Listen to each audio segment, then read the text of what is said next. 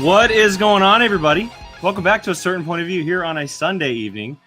Thank you so much to everyone who has been joining us and is joining us tonight as the Schmoedown season is officially a go. It's been weeks in the making. The off season was absolutely chaotic, but it is officially here. War has arrived, and we are here to discuss it. And my goodness, what a start to the season it was. Per usual, whole crew is here. Jill, how are you? How are you hanging on this Sunday? I got Chinese food today, so I'm happy. That works. I mean, Chinese food's great. I gotta say, Chinese food's great. So. That's currently not. Since you told us, now that's like, should I get that for dinner? No, everyone. That was like us last night with Taco Bell. So, like, I think this past weekend, I think we all got Taco Bell at some point. I didn't. I talked myself out of it. I didn't either, but I was told no from the certain someone. I got a lot of pizza and Thai food this weekend. Okay, so maybe I was the only one who got Taco Bell this week. No, Molly, you got Taco Bell at some point, didn't you? No, I was gonna get either pizza or Taco Bell Friday night, and I knew pizza would get here faster. How do we always revert our show back to food? It just happens. That's just how we are. We're just food fiends. It's like dinner time for you guys, right? That's probably why, because we're it's dessert time for Molly, so it's like we want to eat. I know. Me too. Brian, what about you? How's your weekend, man? Not too much going on. The weather was fantastic here in California. It actually felt hot today. It was so. I was wearing a t-shirt and shorts. Yeah. And explored downtown Sacramento. Found a nice little nerdy comic shop that I will be revisiting more than once in the future. But yeah, pretty quiet. Nothing too special happened, you know. And Molly, what about you? Today was fun. We took Hilo to the dog park because it was also kind of warm here for a change. Otherwise, I have been binge watching everything that is not Star Wars. Now that I can. We get the messages. I'm watching this now. Now it's this. And now it's this one. We're like, oh my God, she's flying through them. I can catch up on shows I haven't seen. Finally. Do we maybe get, I don't want to push it. Battlestar, maybe keep going on it. It has to be the 6-month mark since we've seen an episode, right? Like it feels that long ago. It's something like that, yeah. I want to say, you know what? It took me, and I've been saying this for a long time, but I finally got to it. I am officially through the first 2 seasons of The Expanse because I needed my sci-fi. Like I had been craving something sci-fi, and I finally just said, "F it! I'm turning on The Expanse because I don't know when we're getting back to BSG." And now I'm probably going to put The Expanse away for so long to get back to BSG. It's just all over the place. The struggle is real. The struggle is real. I don't even remember where we left off on it. We were on season 3, episode 18. No, I know that, but I memeant like what's going on. I know that because I'm like, we need to watch. Like, I need to know where I'm at. I need to know where we left off. And according to these two, it's like a gigantic thing in the series, and it's, but we don't know what happens. So we'll get to it soon. We've had so many like. We need to watch this together. We need to watch this together. We added like live action Disney movies to the list now. Like the list. Aladdin, What We Do in the Shadows. I'm still waiting for. Oh, that's right. You haven't watched that. I know. Oh my God. Okay. So we'll put that on the list too. Tangent. So obviously, to everyone watching, we're going to be getting to the pay-per-view that happened on Friday. We have 2 big matches to discuss. And so if you guys have questions or comments about what happened, or maybe questions about certain things that you want to ask us, go ahead and hit that Streamlabs link. It is in the chat. It'll be posted throughout the night in the chat. I think Buck had said that the actual pin tweet might be broken, but I put it up in the chat just a little while ago, and I'll make sure to post it throughout the night. There's also super chats. Yeah. There are also super chats. Yeah, There's you are correct. Super chats are also available, which I completely forgot that was even the case. So before we get to our discussions and special guests, because we do have special guests, 2 Streamlabs have already come through, and I do want to get to those before we get going because they are just some nice little comments here. This one's from Tim Sim, and he says, just a reminder to all who are still complaining about spoilers, we are growing faster than ever as a sport with more matches premiering and 3 live pay-per-views a month. So the spoiler bans in the Facebook group will begin to be more lenient. Avoid social media. Yeah, there was a big thing today. Karloff posted a thing. Yeah, he actually got involved in a couple posts because there were a couple posts going around. At this point, guys, it's like the NFL or the MLB. The game happens.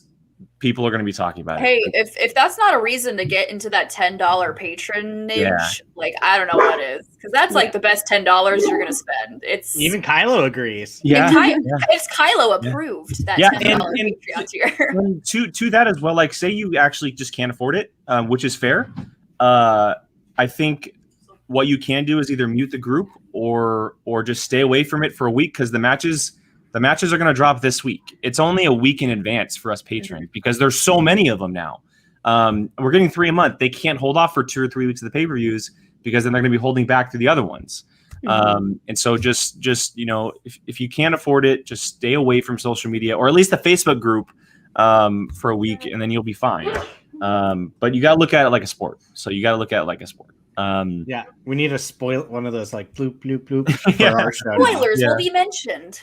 Yeah. And then the second one here from Mr. Brandon Buck, and he said, this crew rocks. Always enjoy seeing you 4 talk Schmoedown. By the way, Brian and Molly, we need to get you on Schmo Me the Money. I agree. Because Jill and I have already done it, and Jill and I are currently 2-0. See, that's why That's why Brian doesn't want to. I've seen your messages.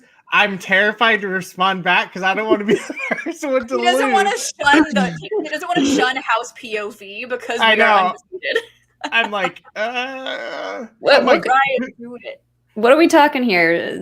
What kind of trivia are we talking? It's not trivia. It's a debate show. It's actually you get to argue with people. It's the best. I'm bad at that though. Jill and I absolutely thrived at it, but then you choose these two, and they're like, no confrontation. We're too nice. We're like, we get to yell at people, and everything is okay about it. Sign me up. I'm just like, what is this? There you go. Yeah, I'm just like trying. I'm gonna be like, someone's gonna say something, and I'm gonna take it personal, and it's not gonna be meant to be personal, and then I'm gonna flip. It terrifies me. Well, Buck, take what you will with that. Take what you will. All right, let's just get to it because we obviously have a lot to discuss, and we have someone here who's been waiting in the background who is ready to discuss that with us. We haven't told anybody who we bring on the show tonight. We do have 2 people joining us, and the first one, she made a long-awaited return this past Friday to the Schmoedown, and she is officially the new IG champion of the world, and that is Mara Konopik. Hello! Welcome back. You're not worthy. You're not worthy. Yeah, I think this is 3rd time on the show, I want to say, so welcome back. So. Thank you. It's always fun to be here. Yeah, very excited to talk to you, obviously, and even more so after what happened on Friday. I think we have to start with just simply asking. True. It feels like that was years ago. Right? It was a very long weekend. That's true. I do want to ask just simply, how does it feel to, first of all, be back and now be recrowned as the IG champion? Well, Shannon wears the crown better than anybody could. But the figurative crown, it does feel really, really good. I'm just glad that I was able to do something that I set myself out to do. I mean, it's great. I'm so glad I didn't disappoint any of the fans. I'm so glad I didn't disappoint anybody that spent days, weeks, months, hours of their time working with me. But I'm self-satisfied that I committed myself to something that was really challenging and that I was able to do it. You killed it. Yeah. You rocked it. I was like, we were watching and we were just like, yes, go, keep going. It was I'm just so glad to have you back. Like, just real quick, Joe, to what you had just said, I know people are asking on social media, there is a reaction that will be coming out to the win. We will be putting just we will be laying in my blanket. Oh, We do have a Our reaction that'll jammies. come out, so that'll be there. Also, I do want to bring up this comment because it relates to something that just dropped about a half an hour ago. Brian Ward simply said she belongs in a museum. So we may or may not have the picture in our deck because it's just that glorious. Remind me, I'll run away really quick at some point when another guest is entertaining you, because I'll go because people don't ever get to see it up close. I made a film accurate Cross of Coronado that I debuted in my live match against Jason Inman when I was the first time, but I can actually show it to you guys like close up for the first time. Yes, please. Oh, yeah. that's so cool. Yes, please. That is so cool. Oh, That's okay. Please amazing. and thank you. Yes. But me Dylan, other if you had a things. question, you can go and continue. Sorry to cut you off. No, you're good. I was just singing her praises. Like, I mean, I can continue doing that. But so what I really want to know is, I will say, and on our show last week, I said all of these people are insane for even saying this. But what do you have to say to the people who were talking about that? Oh, Mara's going to have some ring rust. What would you like to say to those people? Speaking now? of one of the biggest here, Mr. Tim. Speaking of Mr. Tim. I would say that it's not an unreasonable thing to be concerned about. I mean, really, truly, 2 years is a long time. I don't really think anyone's ever managed to come back, especially not in this way. And think about a professional athlete. Like, maybe they had an injury, or maybe they had a personal issue, like a family member was sick. They took a year off, 2 years off from a sport. Of course, everyone would say, well, what's it going to be like when they come back? I think that it's not unreasonable. I think people were really respectful about how they were talking about it. So I think that it makes sense. I'm glad that people thought that I disproved that. So I'm happy about that. Damn right you did. Damn right you did. Brian, did you got anything? So I'm just curious. I don't know if it's even comparable, but what was more like after you did it, a sigh of like, oh, it's over. The Inman match where you just kept playing until you get to that point, or 2 years off and then coming back and then taking the belt. I would say that it was overwhelming in both ways, because I had so much time to think about just that one single 45 minutes of this last match, whereas I was going right from one match to another match to another match, just a couple weeks in between sometimes I think less. I think one of them might have been as soon as like 10 days apart, maybe, but I don't remember. It was a long time ago. But so you don't really have time to think about, like, what if I can get to a belt match? Like, what is that going to be like? What would it feel like if I won? So it was two totally different mentalities about how you're looking at what's the future. Like, how many questions am I going to get that I know? How many am I not going to know? But when you're in a tournament, it's like, well, who knows? I could be out in the next match. That's very true. Mm-hmm. Scary. Molly, did you have anything for your faction mate? Hi.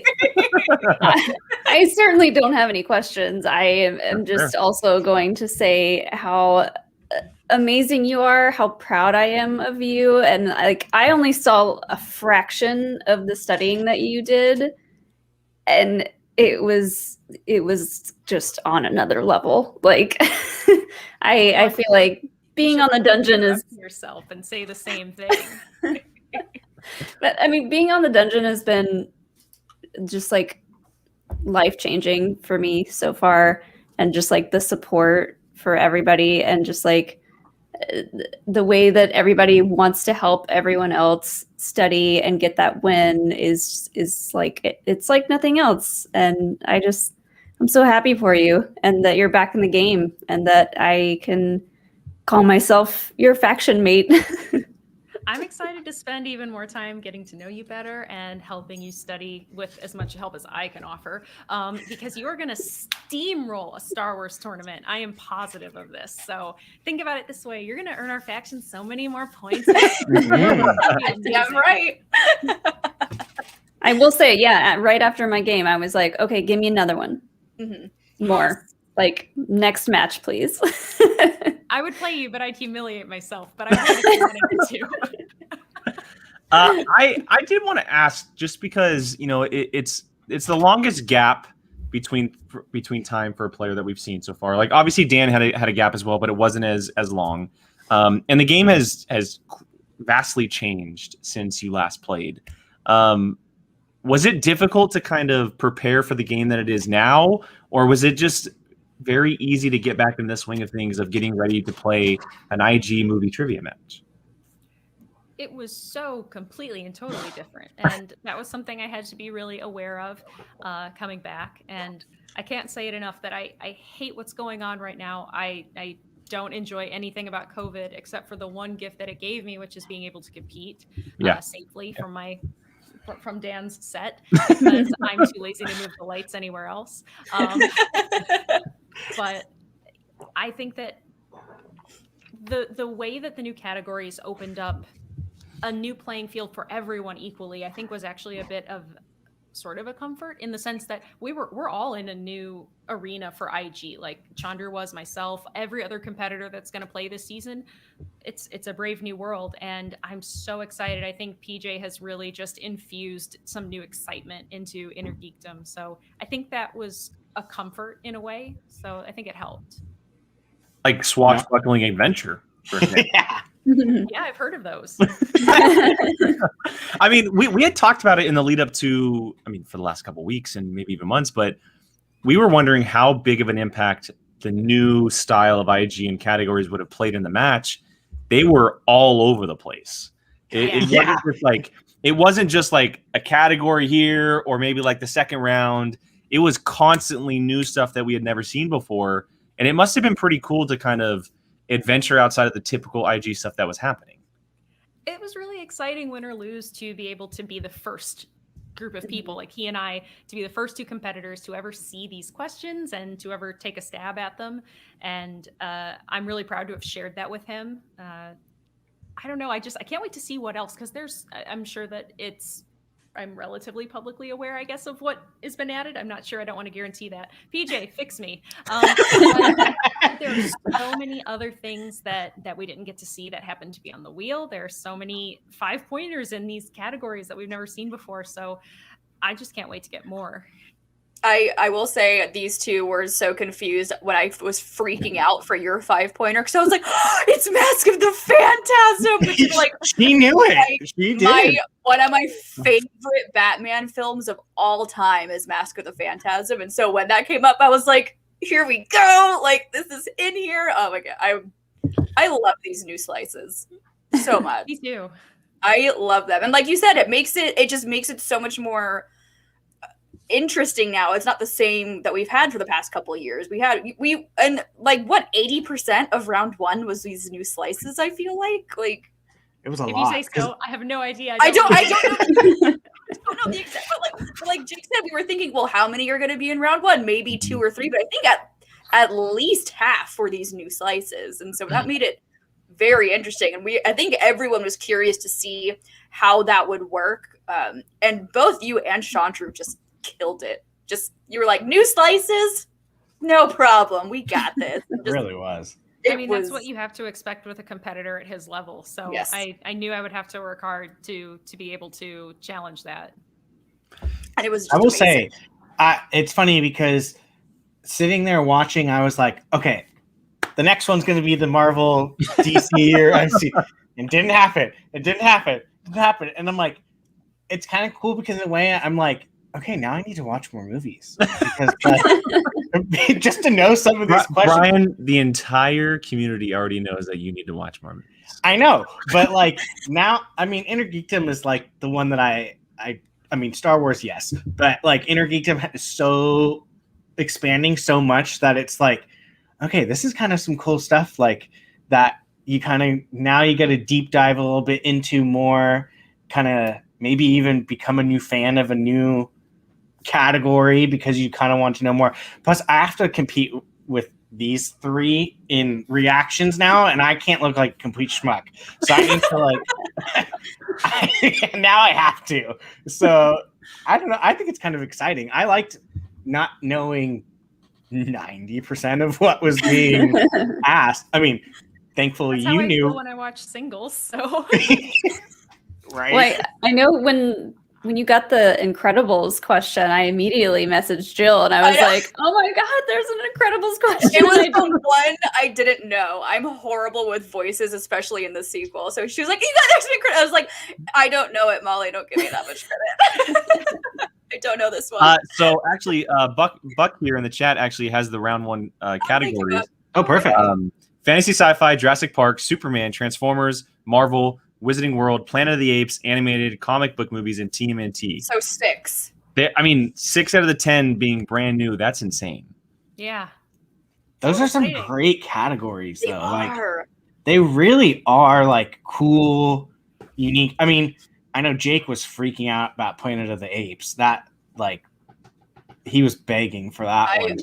I do want to make a comment because I saw it in the live chat during the match. People were like, Pirates of the Caribbean is an inner geekdom out. And I'm like, have you not met 12-year-old girls who were obsessed with this movie when it came out? Of course it's an inner geekdom. Are you kidding me? I was one of those 12-year-old girls. I will say that. If Indiana Jones is inner geekdom, so is Pirates of the Caribbean. Exactly. They're so similar. They take place It on has lore, it has made up words, Exactly. it has MacGuffins. I mean, it's ripe for trivia. Exactly. Yeah. Exactly. and there's a lot of movies to choose from, which is perfect. Yes. Mhm.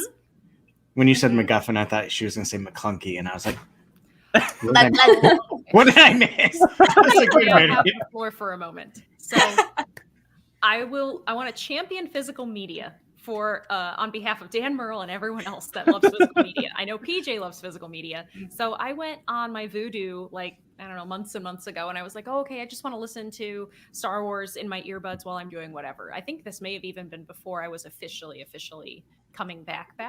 And I'm listening, and then I hear McClunky. And I'm like, no. And I just threw my phone and I hoped it didn't break because I was like, you changed it. I own the digital copy of the physical movie that's over there that doesn't have a McClunky in it. So what the heck? I'm done. Out of all the things to add to that scene that's already been messed with enough, McClunky?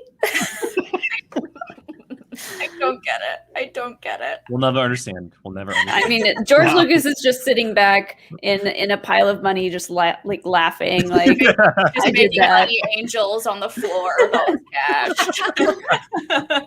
He's like, I'll put whatever made up words into my movies that I want to. Hey, it got people to talk about it. So I mean, Yeah.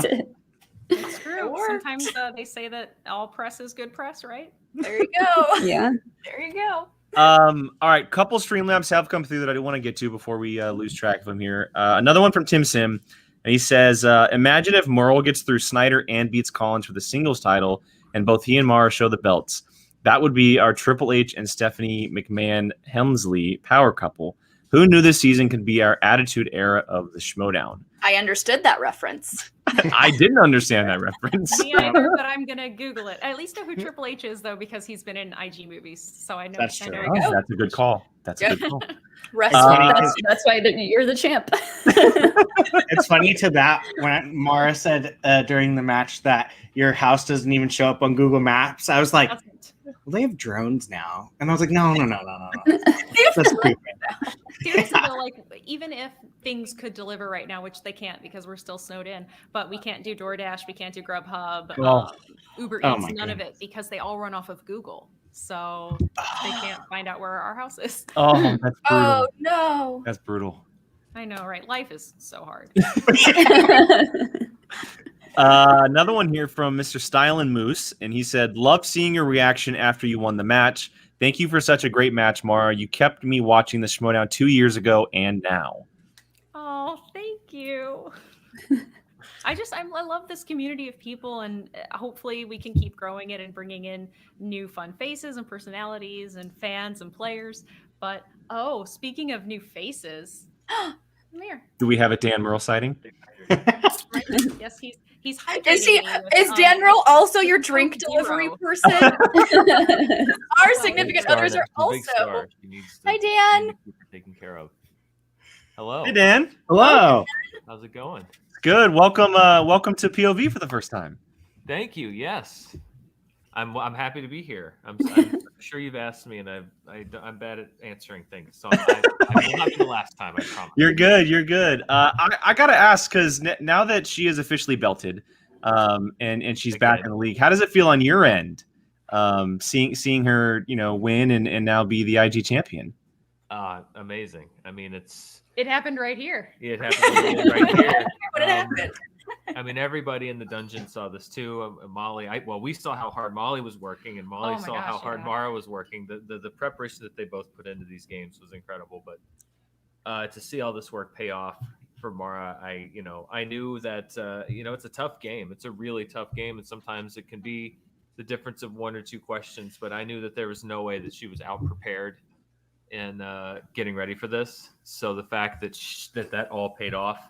And I saw questions come up that I had asked her, that I had heard other people ask her, that I know that like we had drilled and worked on, and to see those come up and to see all that hard work pay off was incredible. So I was already proud of her because I knew how hard she worked. I'm sure you're glad that I won't ask you to rewatch Spawn with me again. So, not yet. I'll have to watch it again eventually. But yeah, it is nice that we have a better selection of movies on rotation right now, which is nice for a little while. Yeah, that's always the best when you study your own kind of like made up trivia and like one of those things actually does get asked in a match. That's happened countless times with me and Alex, and it's like the best feeling. You're like, oh my god, I wrote that down. Yeah, it's very nice. Say hi back. Oh, hi, PJ. PJ, hi. There you go. Oh, there it is. Oh, PJ.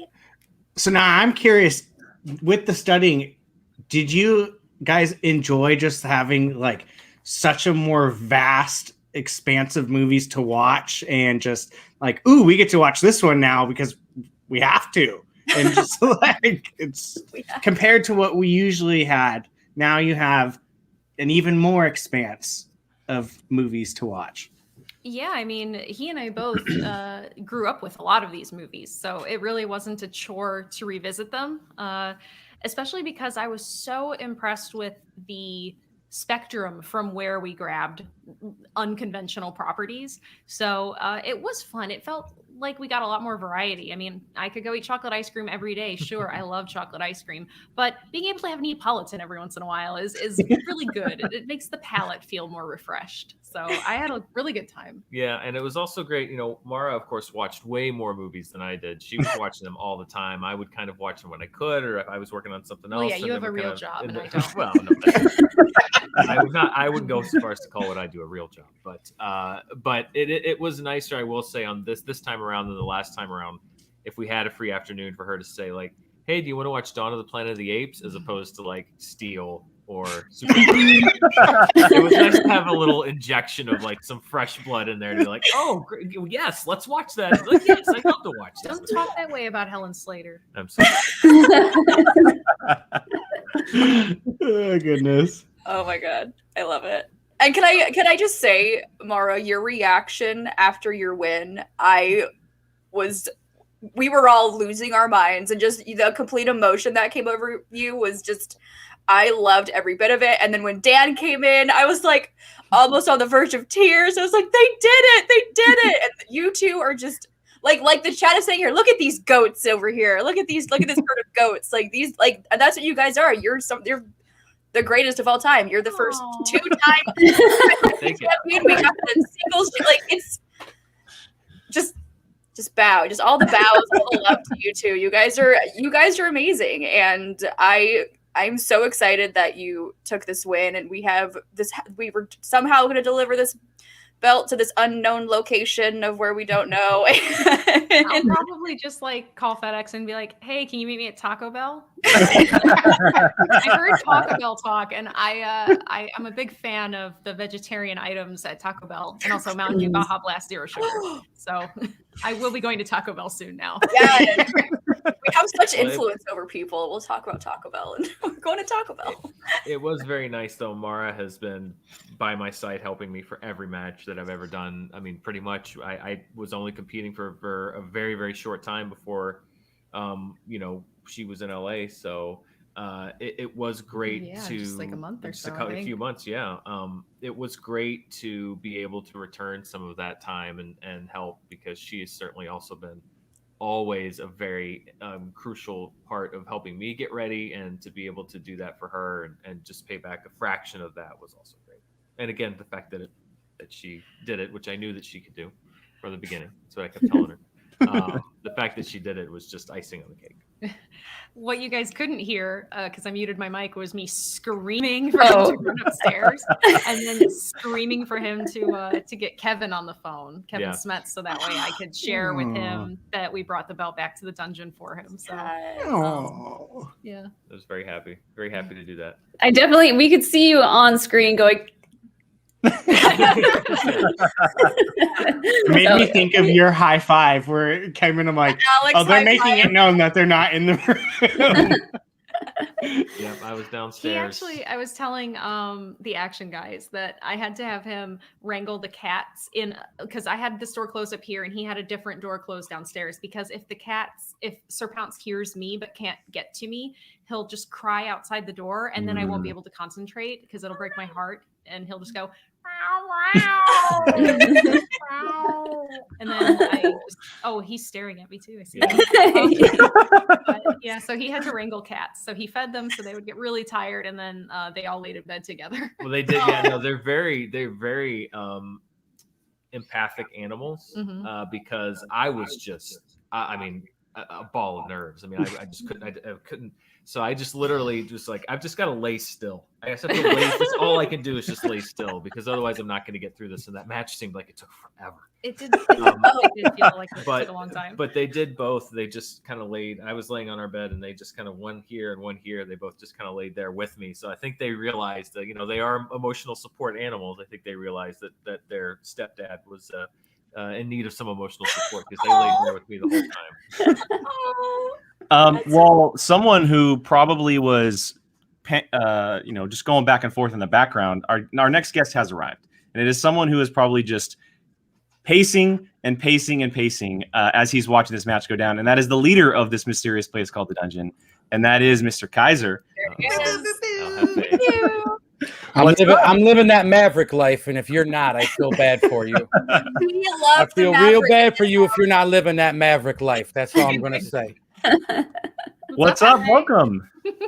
Hey, Kaiser. Wow, it's just a regular dungeon hoedown. I mean, I'm waiting for Dan to break out the fiddle. I'm waiting for Mara to, get the tambourine going. We might have a damn, I think we'd have to switch those, because I actually know how to play stringed instruments, and he doesn't know how to do anything. Okay. As long as Dan knows how to play the 6-shooter, we're good. That's all he needs to know how to play. Ready. I'm getting ready. That could be an instrument too. You ever seen Tombstone? Make you dance, I like it. Or wait, that was Pale Rider. Remember when he made him dance? He said, Dan, the guy had the big chunk of gold. He's like, you're right, Dan. That's kind of a trope. I always think Back to the Future 3 myself, but oh, there you go. Well, Kaiser, so they were just talking about how it was pretty special for them to get the IG belt back into the dungeon. It must have felt just as similar, or maybe even more so for you on your end.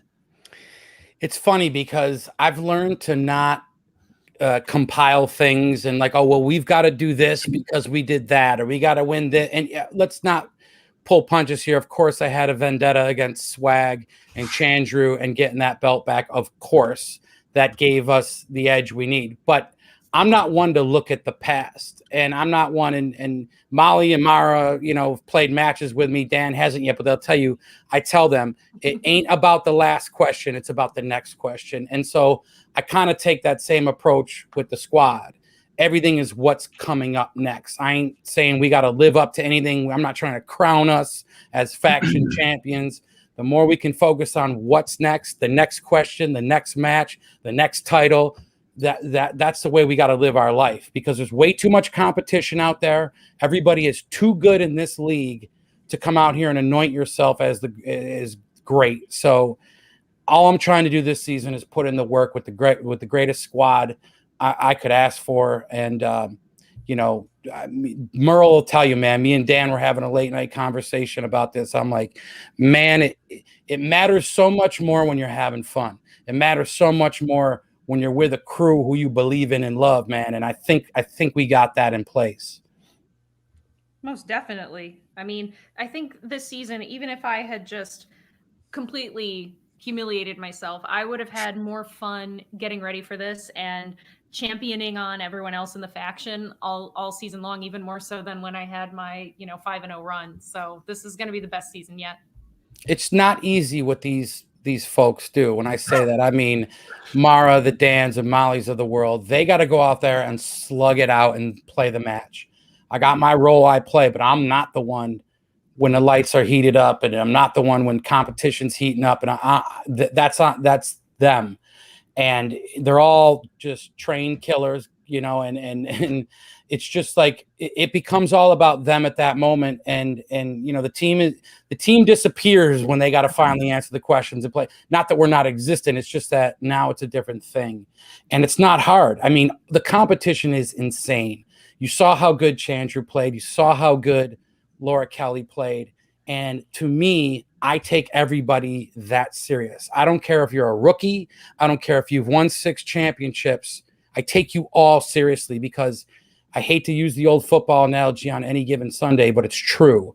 In this league, at this point of the game, it is any given Sunday, any given question, and you just got to take everybody serious. And listen, I'm going to run their names through the mud. I'm going to tear them all up on the mic. That's my job. Okay. But that don't mean I don't understand that, my opponents are strong, and, I do what I got to do. They do what they got to do. And hopefully at the end of the day, we get a win. Hell yeah. And so Kaiser, I want to know, how does it feel to hear from fans that you arguably have had the best draft of all the factions? I mean, you got Dan, you got Mara, you have Molly, you have Bateman, you have all of Robert Parker, you have all of these home run hitters on your faction. How does it feel for all these fans saying, oh yeah, Kaiser hit this one out of the park? I don't really pay attention to that. The only credit I want is the credit that comes with "and your winner." Okay. That's the only credit I want. And the only credit I care about. Are the points going on the board? Great. You can say what you want. I was great. Oh, I was so Kaiser put this team together. Like, I just played my part like everybody in this team plays their part. And that's what I try to tell everybody coming in. Like, this is a family faction affair. Nobody's better than anyone. No one comes in because you accomplished something, makes you somebody. We're all on the same playing field. And I'm telling you, you got to treat it like a team. Everyone comes in and plays their role. And that's what I'm trying to instill. No one is better than anyone. No one's, my expectations for anybody to win aren't if you're Dan Merle and a former champion, or Molly, who I've never played with. To me, it's the same thing. So again, I hate to repeat myself, but I really take it one question at a time, one match at a time. And that's all you can do, I feel. Oh, that's perfect. Fair. It's very fair. I just like it that he's my manager because I don't have to ever say anything. Kind of like being on a team with John Roca. You don't have to Now, if you say his name 2 more times, he might actually appear. Yeah. He does tend to do that on our show. If you say John Roca 3 times, he'll appear. Yeah. He might be doing 3 shows simultaneously right now. You never know with him. He might be that's true. He looks down. He doesn't look at the camera anymore, so that might very well be true. Yeah, you never know. But that hard-working man, you can't take that away. That boy works hard, and he knows how to hustle. Listen, and he's a tough competitor. And I talked about this before. One of the coolest things I got to sit in last season was when I got to go to Orlando and play against Fife and Dagnino. I had the luxury of being backstage before the match, and I decided to sit with Merle and Roca. Like, I'm going to sit with these guys and watch their pregame rituals, and I'm watching them train, and they're banging out the notebooks. And it was really cool to see those guys kind of doing their thing, and how serious they take it. And then, ended up hanging out with Roca in the airport, and he gives it his all, man. He puts his heart and soul into it as much as anybody. We look forward to taking him on this year. I think we got a lot to prove. I can't wait to go toe to toe with the Finstock Exchange. They got it coming to him this year. You want to take Bateman and Merle and put them on your crap list. See what I did there, Jake? I didn't curse. Put them on their crap list. Thank you. Well, I'm going to be the guy to help them facilitate that revenge, and revenge is coming. and it's going to be amazing. Now, look, before we get to them, we got to go through Jeffrey, and we got to go through what's his name, Makuga's old partner, Dewberry. Dewberry. We got to go against him, and there's I got to just look at it one match at a time. But I can't wait. I can't wait to get in the ring with Merle and Bateman and slug it out, because they're great guys. Their hearts are in the right place, and we're in a look. I'm like Tom Brady throwing the Super Bowl trophy from one boat to another. I got champion of the world right here. We've been living our best life, and we're so proud of Molly's efforts. She went in there and went up against somebody who didn't miss a damn question. Like, that is not easy, and she proved her worth. And I'm telling you, sometimes, Molly, it's better to play with a chip on your shoulder. Ask Dan Merle, ask Mara Kanopik, ask Kevin Smets. Playing with a chip on your shoulder might just change things just a degree, right? And so this girl's with us, and we're going to take care of her and get her ready. We can't wait to put her in a tournament. And straight up, I've not been so invested in Star Wars until I called her name during the draft, and I'm like, my big joke was like, I didn't know what the hell Jawa juice was until I watched part 2, whatever that one's called. And like, I can actually send Molly these questions now, like I'm reinvigorated with Star Wars as a result of bringing her. And, with a guy like Adam Witt on the team who eats, breathes, and sleeps Star Wars, like, he's my right-hand man. I can't do anything in this dungeon without Adam Witt and Smets, of course. Like, I'm very lucky to have the coaches, whatever you want to call them, in this dungeon, and I'm a lucky man. And now we just got to put in the work and see how it goes. I do want to make a comment. Go ahead, Mara. Now that you know all this stuff about Star Wars, we were talking about this earlier. Can you tell us what McClunky means? What that is? Yeah, what McClunky is who's the guy who used to who owned Anakin Skywalker in part 1? Watto? The guy with the wing. That would be Watto. Okay, you do. Yeah, Merle does the best impersonation I've heard talk. Molly has been talking about this for weeks. Weeks. Well, hold on. I'm gonna let me lead the goat here. So, what was the word again? McClunky. I think McClunky's like a drug that guy sells. Like, we didn't. Like, I think Greedo buys his McClunky from that guy. That would be my guess. I don't know what you're talking about. I don't sell drugs. I only sell slaves and occasionally pieces of a starship. You have it right, though. McClunky is a native to this planet, but I don't sell. I would never do something that terrible like selling drugs. What do I look like? A death stick vendor? No, never. Only human beings, never drugs. Wow. You made a death stick reference, and I would not have known what that was 2 weeks ago. Holy moly! If I closed my eyes, I would not know the difference of who's speaking. One of the most beautiful things I've ever seen in my Wow. life. Yes. Wow. We don't do, God. listen, kids, say your prayers, eat your vitamins, and don't take death sticks. Exactly. Kaiser, I do have a comment. I believe in your promo you did mention that Jabba was at Dexter's Diner at some point. So I think you do have a little bit more Star Wars to learn from your faction. I think my point was this: the dungeon fears no man. And when you got a woman like Molly Damon, who I said I called him Bobby Fett. That's what we call him in a dungeon. There you go. She knocked Bobby Fett's teeth into his tuna melt. You know what I mean? That's why we fear nobody. I think one of my favorite parts of studying with Kaiser still is asking him who Anakin's dad was. What was Kaiser? Who do you think is Anakin's father? He thought really long and hard on that one. It's a tough question. I mean, it seems as though it was some kind of immaculate conception thing, but like, I think it was like a Jedi Knight to be named later. You know, maybe we don't know who that guy is. I think he came to town and she don't remember that night. I'm just saying. I could literally spend all night listening to Kaiser's crazy Star Wars theories. I need this to happen. I'll get Alex to make a video on it. Please. Shmee's drunken night. It was really cool.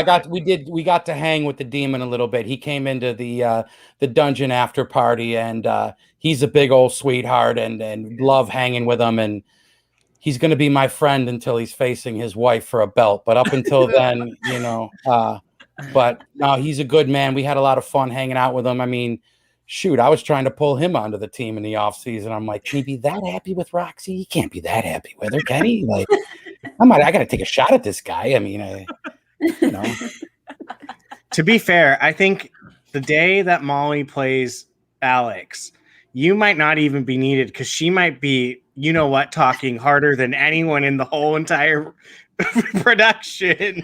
I can't wait. I can't wait. I gotta say, like, my players are just smooth and on the line. Like, I always try and tell them, find the zen. I know that's not a word that doesn't ever seem to exist in my dictionary because, I take zen and I throw it out the window. But these players find that fine line of just like riding that wave. I mean, Merle, I think does it better than anybody in the league and anybody in history. Like, he just finds a way to put himself on the level. When you watch his matches, and I'm telling you, even when I had to go up against Dan and I told Harloff, he's like, okay, I need you to cut a promo. I'm like, what do you want me to say about this guy? He's the greatest ever, the nicest guy in the world, greatest at his job, cool as hell. Like, how am I going to cut this guy down? He goes, you'll figure out something. And so then I end up calling him a farmer. It was stupid. Because he wears a flannel, I called him a farmer. It makes no sense. It's dumb. Right, it's as good as it could get. I got nothing to say. What can I say bad about this guy? I mean, farmers have goats, Kaiser. So, I mean, you were pretty close. Mara, his manager at the time, pointed out farmers make a lot of money, which is a very Gucci thing to say. And so, Gucci took my words and threw them at me, which he often is very, very good at. Gucci's the greatest counter puncher in the world of promos. And so he's always out. But I got to give Gucci respect. He gave us a big shout out the night we did it. He texted me and he said, good work, old boy. And, yes, on the playing field, me and Gucci are sworn enemies. Behind the scenes, we low key kind of pull for each other a little bit. So I'll leave it at that. He's going down this year. I'll leave it at that. No. He's going down this year, though. I'm excited to rip through that dossier of his. Right? Yeah, whatever that is. Never going to go away. Listen, Molly, he calls it a dossier. I call it toilet paper. So whatever. What is your obsession with toilets right now? With what toilets? I haven't done a bidet joke yet, Mara. I mean, let's not joke about bidets. That's the greatest invention in modern society. Is right up there. Swag headquarters was a porta potty. Like, are you obsessed with butts?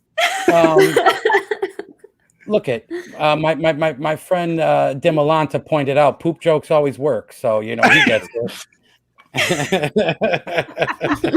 Well, real quick, I do want to point out this comment. This is from the champ himself here. Popped in and said, "Great crew tonight. Congrats to Mara and best of luck to Watto against Snyder."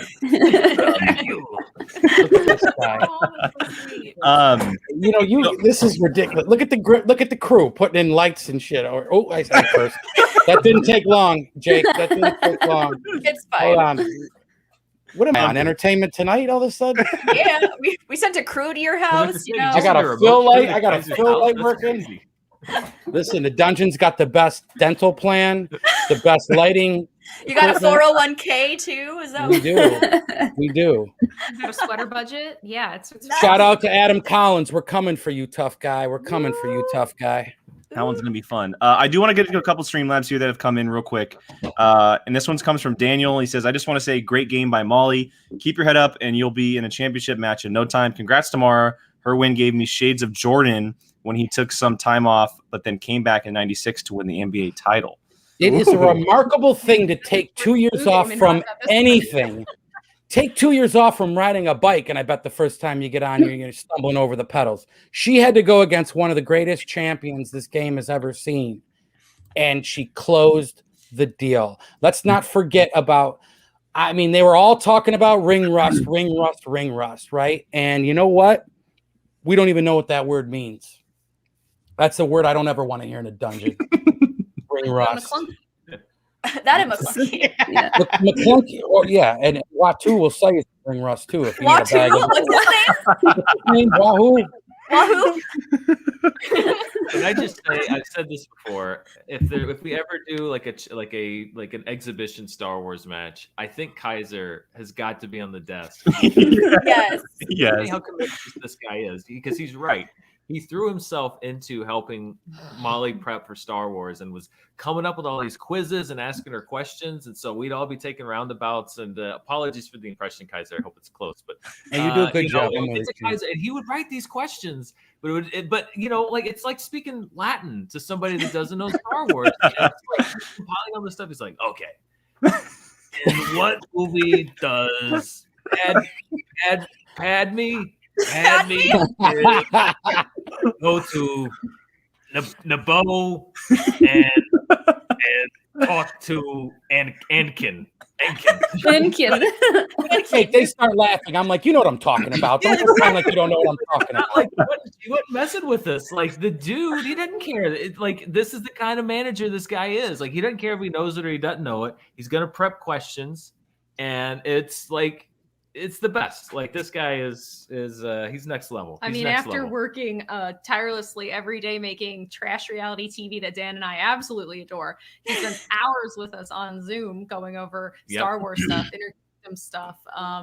We're going to be working really hard because Dan has a match coming up. I think Ben Bateman has a match coming up. Video Drew has a match coming up. We've got a lot of stuff that we're all working on, but we're doing it all together. So, I mean, this guy I don't know when he sleeps. I don't either.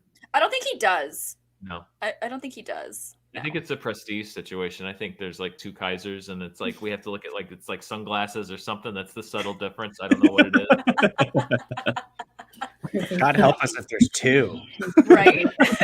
If you guys need a good acupuncturist, right here, I got the greatest acupuncturist in the world. There she is, my spiritual advisor.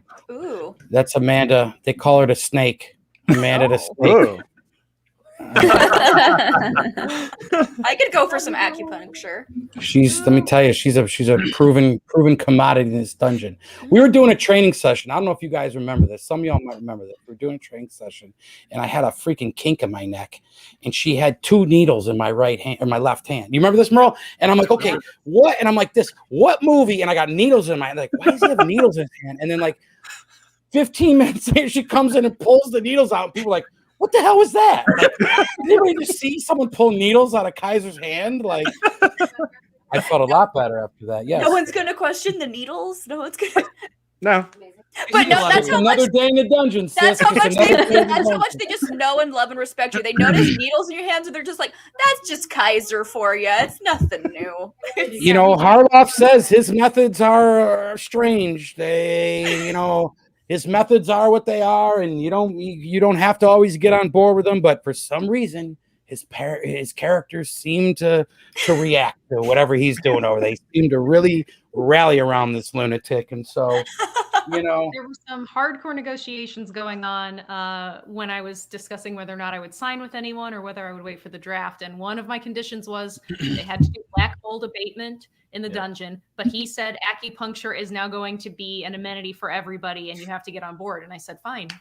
I'm a big fan of the acupuncture. I'm telling you, I was afraid of needles for a long time until I moved in with somebody who does it for a living. And I'm like, I'd kind of be an idiot not to give it a shot, right? Like, absolutely. It's not like in my neighborhood in Rochester, New York. It's like, Vinny, what do you want to do? Go get some raviolis and acupuncture today? Yeah, sounds good. Let's go do that. What do you want to do first? We'll get the raviolis first, then the acu. All right. That sounds good. You should eat first, get a nice base, then get poked with a needle. Okay. Could that be the slogan of the dungeon this season? Raviolis or acupuncture? Ooh, lobster raviolis. Ooh, yeah. There we go. See? Nice vodka sauce. Oh. Back to food. POV, back to food. Yeah. Here we go again. You guys would do well in Rochester. You'd fit right in. My stepdad's from Rochester. It's Rochester. Rochester. He's from Rochester. Wait, Rochester, Minnesota, or Rochester, New York? There's New two. York. Oh, okay, that tracks. He's from Rochester. You kind of got that. You kind of got that little rough and tumble edge to you. I could see you having that kind of DNA. There you go. Winston has stepped in here. Congrats to the champ, Kaiser. Where do I send that FedEx bill? It was roughly your salary to send it. Oh. Is that the real Winston, or is that That like some is. intern running his account? That's Hey, right. That's the real deal. I got to pull the curtain back for one moment. I go hard. I go hard in the paint at Winston, but you go the hardest at the ones you love the most. Okay. And so the Roxys and the Jay Washingtons and the Gucci's of the world and the Winstons, you go hard at them because you love them the most. So I will go hard, but there ain't nothing but love for those guys. And I give Winston a ton of credit. He came over to Smets' house to pick up the belt. He had a box of Huggies, a bottle of Chardonnay, a 6-pack. He had a nice care package to trade Smets for the belt. And I believe, though, that's on me now to return the favor. When it's my time to pick up the belt, I certainly will bring a swag care package. I owe it to him because, listen, he's a big, ugly, loud dude, but he's a beautiful human being. Why is he ugly? Why would you say Oh, that? he's ugly. He's ugly. He's a handsome man. He's got a beautiful heart. He's got a beautiful heart. He's an ugly man. He's talented on another level. Like, I didn't say he wasn't talented. I just said he was ugly. He looks like a cactus with a pulse. That's what he looks like.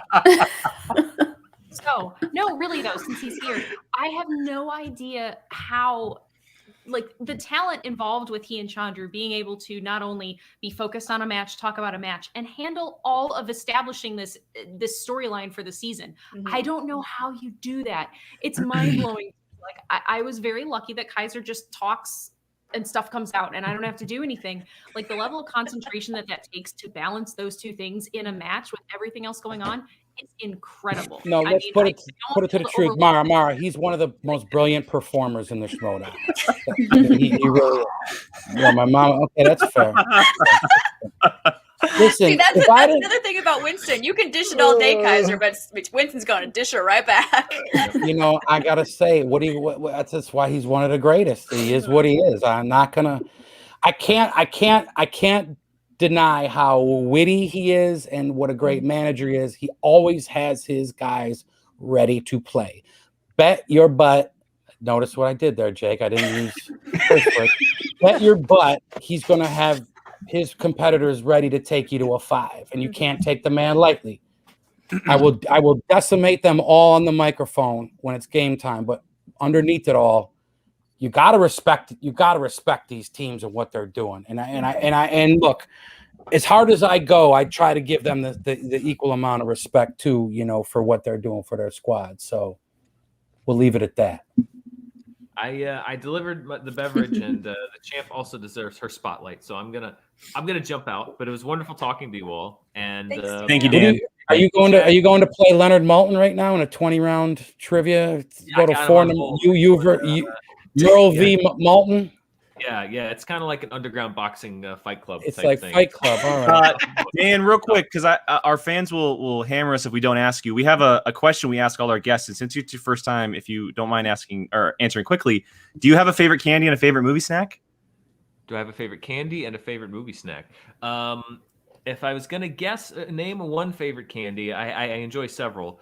Skittles. I've enjoyed Skittles when I was very, very young. So I probably, if hard pressed, I would choose Skittles. As far as a movie snack, I'm pretty basic. I enjoy the popcorn. If I'm going to go with a non-popcorn option, I'm a Raisinets guy. I like Raisinets. Very underrated.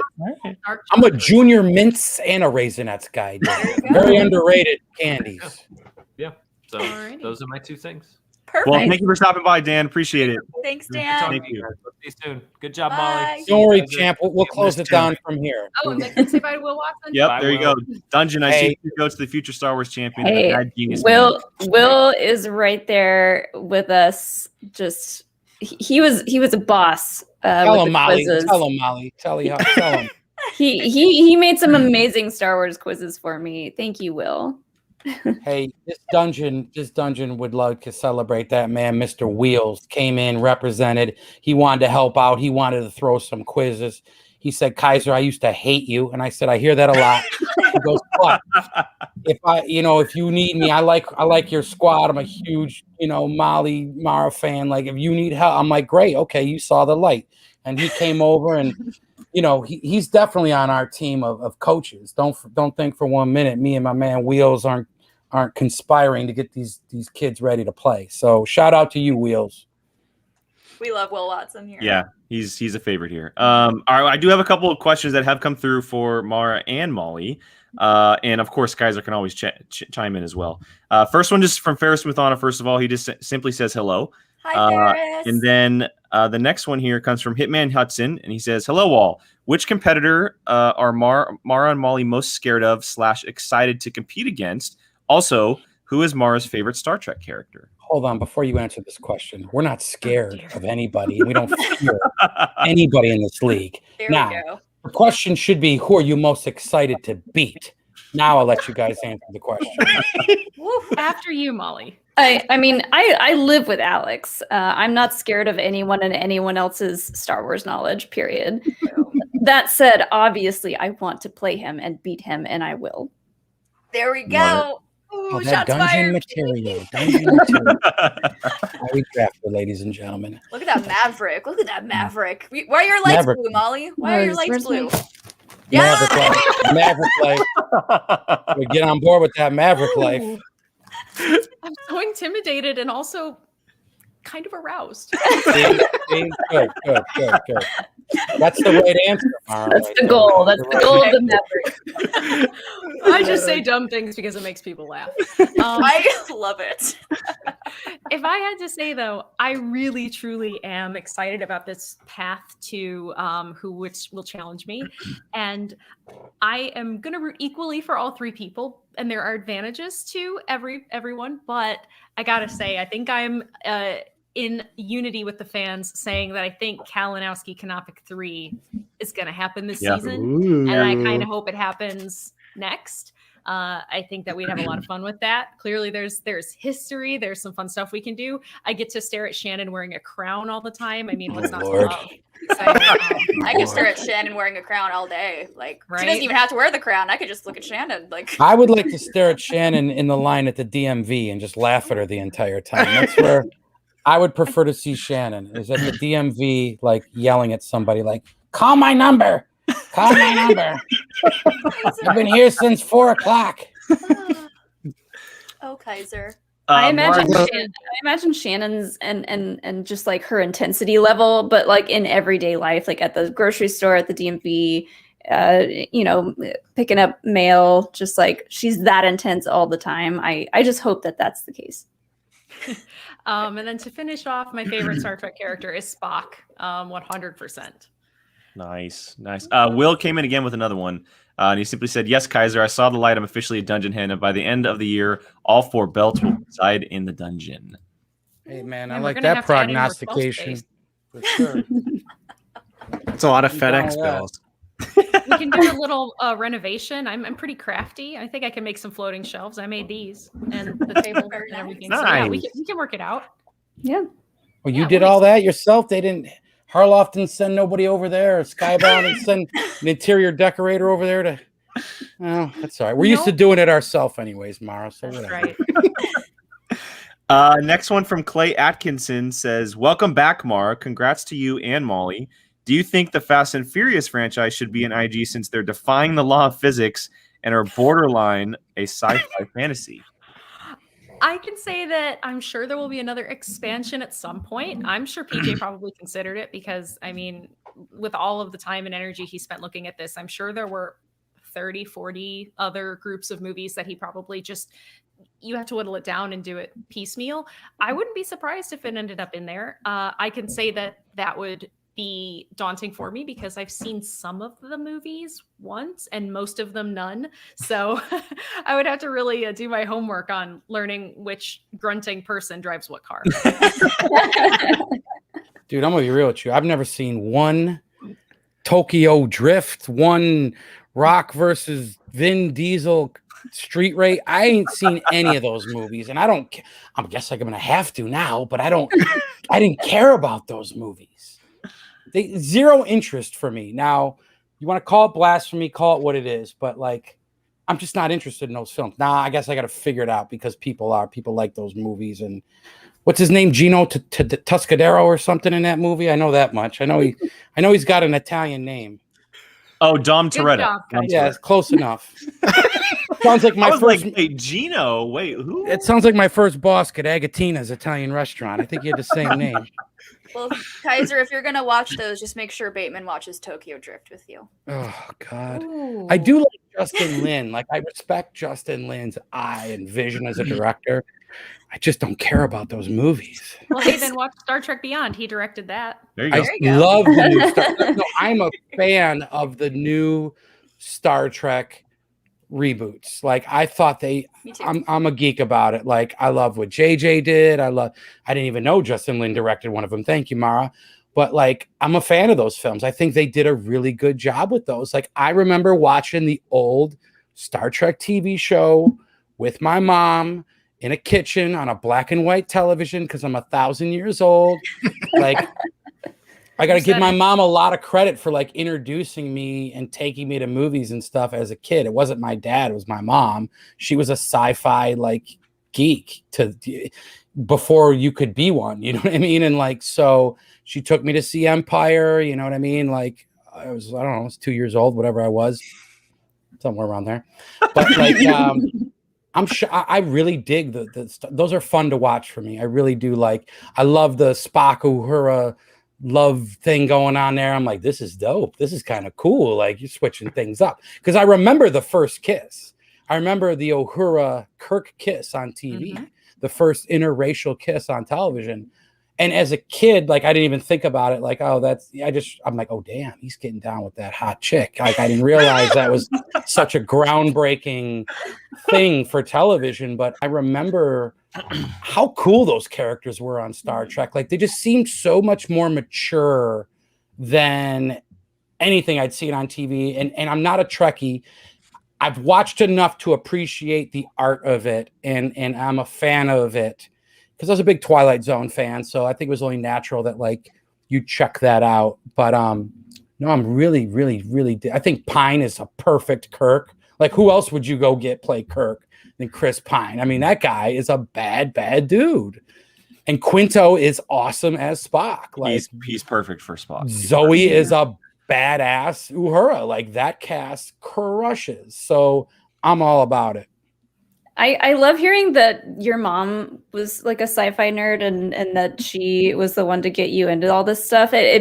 Everything makes more sense now for you to know to get such amazing women on your team because your mom was that influence for you. So I think I've been surrounded by cool, awesome women my entire life. And so my sister is a baller. My mom is great. And all the aunts and all the, you know, the Italian girls in the neighborhood who used to beat me up. Like I just, all the utmost respect. And so, no, I don't, you know, I think people might want to look at like my draft by design, you know, oh, he went and got, you know, a bunch of women. No, I got the greatest players, the coolest player. I got who made sense. Like, I don't care if you're a guy, a girl, where you're from, like I you'll hear me say this 1,000 times. I got to give Eric Zipper a lot of credit. He's like, Kaiser doesn't care about wins and losses. He only drafts people he wants to hang out with. And you know what? There is a truth to that. There is an absolute. Who wouldn't want to hang out with Dan Murrow, Mara, Molly? You know what I mean? Like, so there is a degree of that for sure. Bateman, I love hanging out with Bateman. I mean, let's be real. Like, these are my friends. So, but yeah, no, the truth is, Molly, I used to watch the New York Yankees games with my grandparents, and then they'd go to bed, and me and my mom would stay up and watch the Twilight Zone on WPIX channel 11 in New York. And then after that, I'd stay up and watch the Honeymooners. So Jackie Gleason was a huge influence for me as far as comedy, you know, goes. Jackie Gleason, Belushi on SNL and Blues Brothers and all that. And so, yeah, no, I absolutely. Any interest in sci-fi started with my mom's influence on me, for sure. It's great. I love that. All right, we have one more Streamlabs that has come through, and this is from Sir Selvin Moreno, and he says, "I'm so happy you're back, Mara. I was yelling around my room in celebration when you won. I completely love your personality when you entered the Schmoedown 2.5 years ago, and have been rooting for you to come back ever since." Oh, that's wonderful. I gotta say, I realized like the next day how glad I am that we don't live in Sir Pounce arrived. That we don't live in an apartment anymore, because if I had been screaming for Dan to come in, because we were lucky we had a 2-bedroom apartment, so I would have been on the complete opposite end of the place from him. It would have been loud, and thus far our neighbors were fairly happy with us because they didn't know when we were ever home. But I think they would have realized that we can get loud. Just being able to scream at the top of your lungs, or like get it. We could get murdered here and no one would hear it. Oh, soundproofing is wonderful. Maybe I need to come move in for a few weeks. If you're worried about someone coming in at night, you might need to fix up the guest room, because there are houses for sale. There are empty lots on our street. yeah, I don't need anybody. Dungeon Drive. I mean, all we gotta do is I don't need anybody threatening my crew. Okay, that ain't gonna happen. You ain't ever gonna see that. Don't worry, Kaiser. I got it. I got it. I trust you, believe it or not. I wouldn't mess with you, man. Like you said, you've actually seen war. I haven't. You know, like my version of war happens in a bar called O'Malley's at 2 a.m. You know what I mean? That's usually where any war I've ever seen happens. You know, so I miss O'Malley's. Is that a real place that you actually been to? Yeah, one of Sean's favorite bars in Seal Beach, I believe, is called O'Malley's. Shocking that's one of Sean's favorite places. Surprise, surprise! Irish kid loves a bar called O'Malley's. He's got a big heart, man. I miss seeing that kid and having beers with you guys after matches. You know, y'all are 2 of my favorites, no matter what factions you're associated with. Sadly, he's with, you know. He's getting a little corrupted. He's a little corrupted now. He's been on the sass has gone from here to. Did you see him on LGR? He's sassy. I did not, but I look very much forward to it. I know that man can spit from the cuff, and he's good. He really, you know, it's funny. He came in pretty fast and hard, and had to kind of like get, you know, acclimated, and I feel like he came in and acted like someone who's been there before. So props to him, man. Props to him. We're in that study mode. We're still in that Molly level study mode of our Star Wars. His match is coming up on the 4th, so we're just. Dude, the studying never stops. Right? Oh, I know. It's not. Never ends. Even afterwards, it's gonna be like, oh, we're still watching Star Wars after this. Cool. yeah. It's Star Wars. I'm about to watch the Star Wars movie where Anakin gets cut in half. I can't wait to watch that one again. That's the best one. I haven't seen that. I told Molly, I seriously haven't seen these movies since I saw them in the theater. You've never seen Revenge of the Sith? I've seen them in the theater once, because I'm like, I don't need to see this ever again.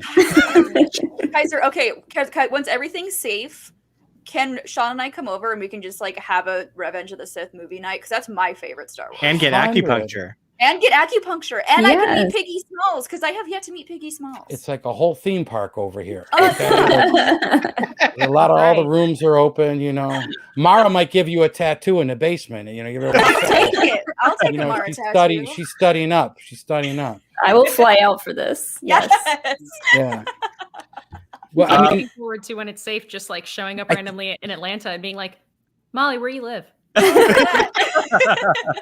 I see. I'm an original trilogy fanatic. Got it. I own the action figures. I had the comic books. I am OG.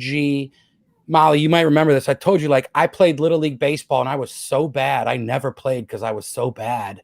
I was good enough to make the team, but I sat on the bench and I would recite Return of the Jedi from the opening line till the end. And I was just doing my one-man Jedi show at 11 years old for like everybody on the bench. And like, because I'm not up there taking swings at I played college football. I learned that, you know, I'm a big guy, I'm aggressive. I should probably do that.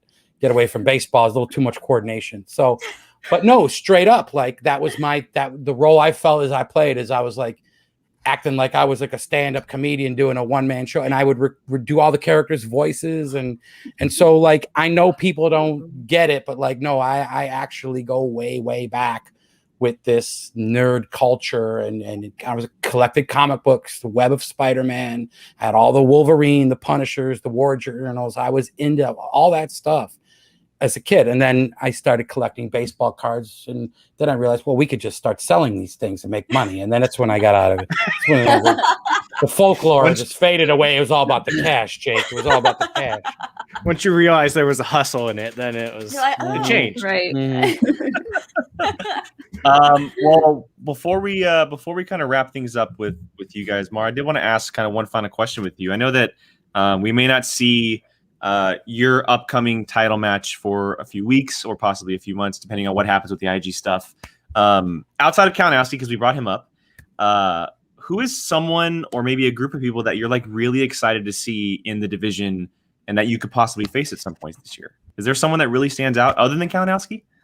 Well, I mean, there's a certain other Damon who has tried to make a name for himself, and I would absolutely love to play him. That way I could squish him for her.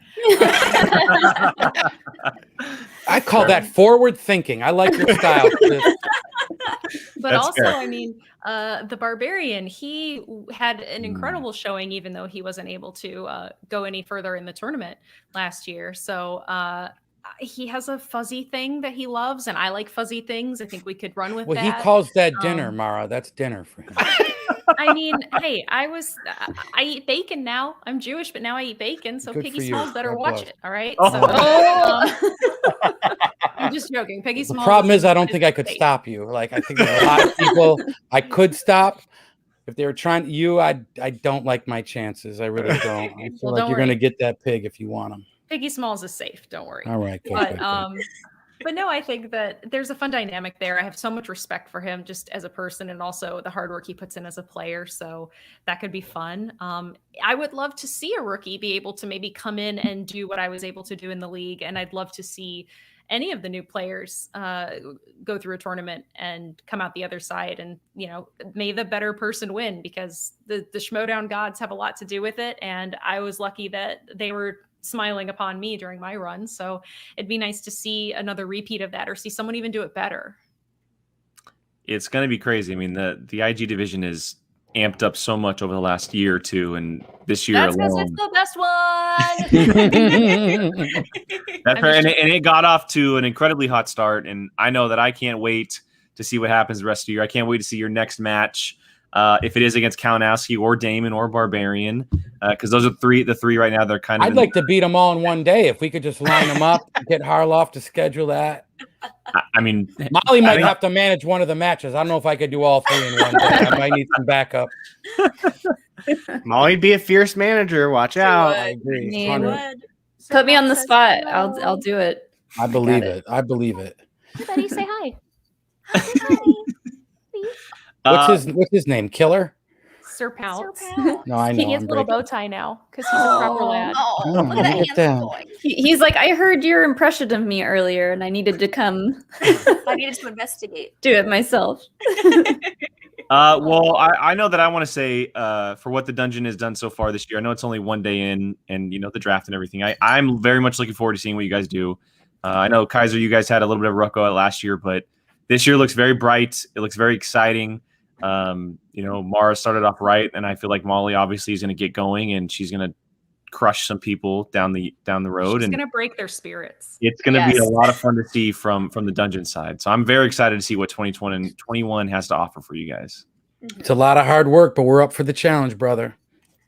I mean, Molly's already said bring on her next opponent like Yep, she's ready. immediately. So I mean, I feel like any person who has been studying would say that, though. There's this just like, give it to me. You just wanna keep now. playing, Yes. Yeah. No, I mean, look, she came in full force. There's no like, oh, we got to motivate you, or oh, here's how things work. Here's how it was just like, boom, I've already been studying. Boom, I'm already doing that. Let's go. Bang, bang, bang. I mean, you just watch, and you know her past, and she's competed in trivia before, but like she came in like cool as ice and ready to rock. So now it's just a matter of like getting down with our program and going to work. There was no coaching up to get her to the level of it's time to rock. It's now just like, let's go through our paces. Mhm. And that is that is just great for any manager to see that kind of dedication and will. And she does the work every day. Like that's all you can ask. That is all you can ask, that you just want to do the work every day, man. And it's inspiring. It really is. Mara does the work every day. And I think that's why we think we can be winners this season. That's why we think we got a shot at winning this faction title. So everyone's got to pull their weight. Everyone's got a job to do. And There's no gimmies. There's no layups in this league. This is a tough league. When you got people like Chance out there and the Barbarian out there and Bibiani out there, these guys on their best day could beat anybody in the league. So no matter how good you think you are, and exactly, no matter how good you think you are, you know, there's always somebody out there who could be training just as hard as you, and you don't know because you're not in their faction. So you just got to keep playing like it's your last match and see what happens, you know. It's a great mentality. That is a great mentality. Before we let you guys go, I got to ask Kaiser, because it's been in the chat too. Do you have a favorite candy and a favorite movie snack? I would say steak with A1 sauce is my favorite candy. And what's the next question? Movie snack. Movie snack. Pork chops would be my favorite, regardless of owning a pig. Mara's face when you said that was like, wait a second. I thought he was going to say the souls of his victims.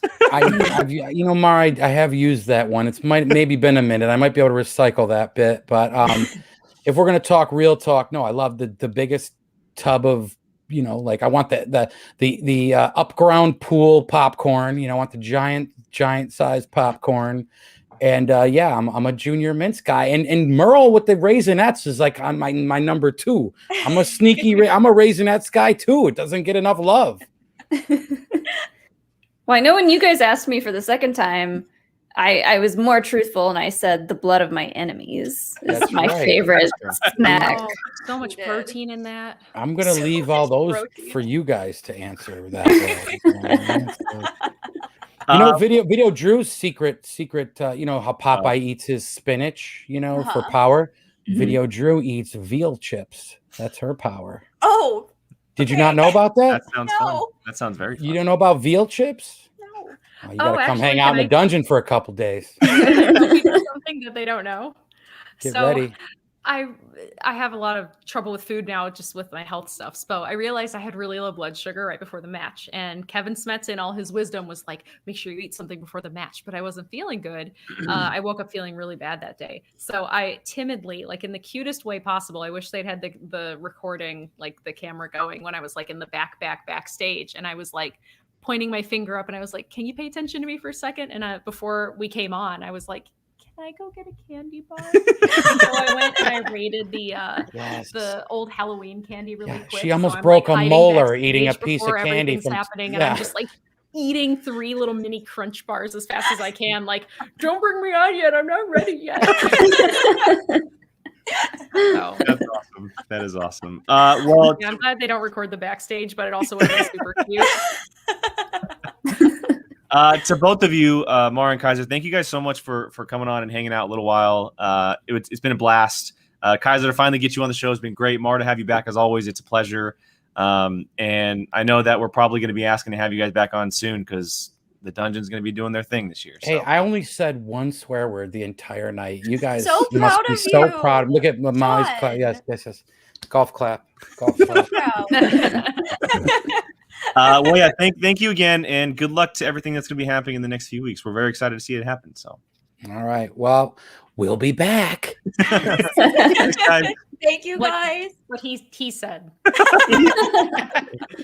Thank you. Congratulations. Oh, that was fun. The best. That was a lot of fun. The best.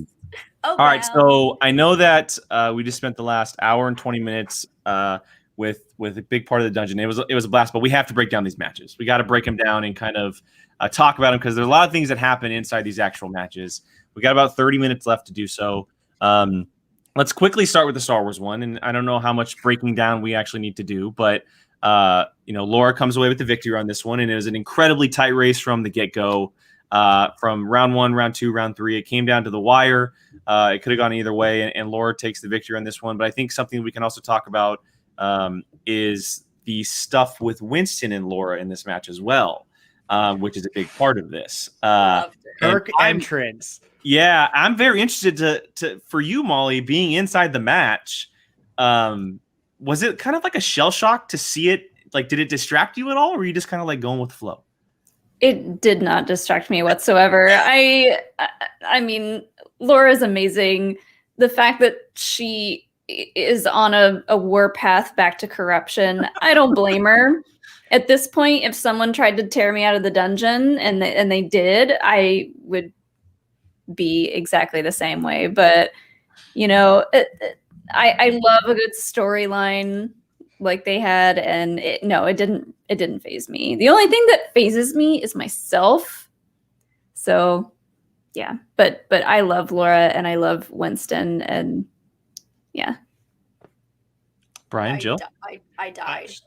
Yeah, died. her entrance killed us. We- Well, to be fair, I did see it like when we all kind of like went in before the match actually started, and she had the shades and the shirt on, and me and Christian and Mark, we just lost it. We were like, oh my god. Even just her promo with her opening the wine and just flicking the bottle cap That off, I was amazing. like, I lost it. And then the corruption shirt just was the icing on the cake. And Brian Ward needs to stop spoiling us with those. That image with her, the image with images her is so good. Yeah. And the image she made of her and Molly, like Oh, the promo image was I gorgeous. want to blow that up and print it out and frame it and put it somewhere. Like, we don't even have wedding pictures, me and Alex, in our house, but I want that one framed and somewhere big and open where people can see it. We're gonna blow that up and send it to you in like this size, like a huge. Frame. Put it right where the TV is, just so everyone can see it. and we got introduced to the Maverick. We did get introduced to the Maverick. Had a little bit of a chip on our shoulder, that's for sure.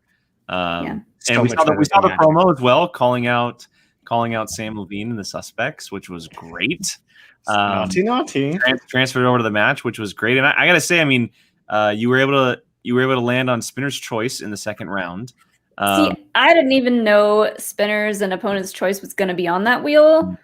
So getting that, I was just like, I've never been given this option. I don't know what to do. What do I do with this? we were obviously watching backstage, and we were watching and saying to ourselves, hope she picks a sequel movie.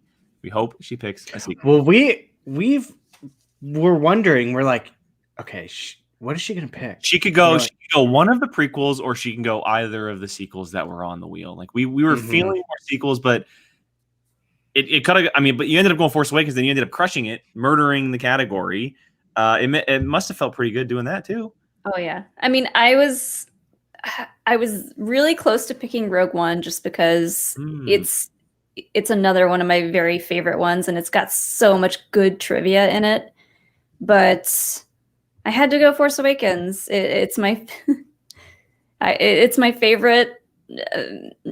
On any given day, I have a different favorite Star Wars movie, but on that day, that was my favorite movie, and I was like, I'm going for it.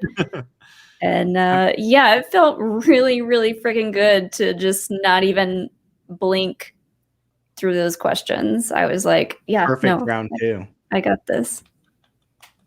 Yeah, you punched your way through that one. That was not even. It didn't even look like an issue. No. Like you even had to think about a question. You were like, "This is the answer. This is the answer. This is the answer." Okay, we're done. Next. Yeah. Which it felt especially good after missing those two in round one, which were just like, and one of them I misheard, and I was just like eager to answer technically the harder version of the questions, and then the Southridge one I missed just because, like, again, brain fart. Just like you start to hear the quote in your head, and then sometimes it just like dissipates, and you're like, why can't I use my brain anymore? What happened? Just I got to South, and I was like, Southern. Yes, that's the one. I think when we were watching that, I went, what are they asking? Like I was so confused. I had no idea what the answer was. I was like, what? So you got closer than I ever did. Sometimes those quote questions will get you. They just like the way that they ask them sometimes is just like different than when you've ever thought of it being asked. So But yeah, Laura was a beast. I didn't expect anything less from her. Playing perfect. She deserves it. She's a maniac, and I love her. And it's going to be very interesting to see her play, if it's Alex or Demolanta, or if we have a three-way between the three of them, how she approaches it. She seems, and we talked about her last year about how prepared she looked and how scary she looked. It's like a double down situation where she even looks even worse this year and more scarier than ever before. She has a vendetta. It's scary to watch. Yeah, I told Alex, I was like, do not pretend that because you beat Laura once, you can beat her again. Because she's looking stronger than ever. She's scary. Zach stepped in here. I love the question, who ruffles Anakin's feathers? By the wording just made him laugh. Oh yeah. Ruffling of feathers. All right, so that's the Star Wars match. So Laura Kelly puts herself in a position to go for the title, whenever that may be, because Mr. Damon and Demolanta do have to play, or I know that some people are saying that it might not be a triple threat. I think it still is on the table. I'm not 100% sure. I know there's kind of been back and forth on what's happening there.